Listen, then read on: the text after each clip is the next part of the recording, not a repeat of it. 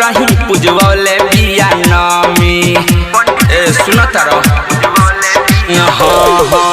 मेला नहीं आई बमाना कैले बिया मम्मी। पंडित जी से घर रही पूजवले बिया नमी। बोलो कैसे आई हो जान जाइए भाई हो तोहरा संगे घूमत में जदी कहीं देखा हो गइल हमर छेकन मेला देखाव पहले लेखा हो गइल हमर छेकन मेला देखाव पहले लेखा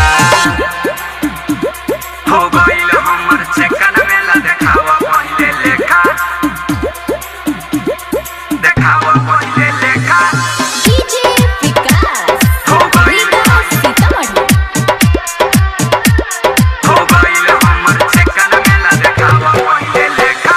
हम रहनी फिरी खूब देखौल मेला दिन उतरल जब से बढ़ल झमेला। हम रहनी फिरी खूब देखौल मेला दिन उतरल जब से बढ़ल झमेला। खुद के बानी खिसियाइल बाबू पर हम बिखियाइल खुद के बानी खिसियाइल बाबू पर हम बिखियाइल तोहरे चक्कर में प्रसादी नहीं ठेका हो गइल हमर छेकन मेला देखाव पहले लेखा हो गइल हमर छेकन मेला देखाव पहले लेखा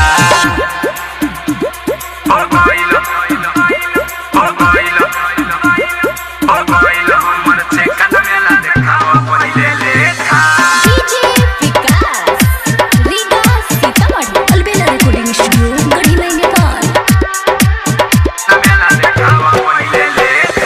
जय चंदेश्वर तू कल सबर मिली है ना कबहू दूर होता लभर।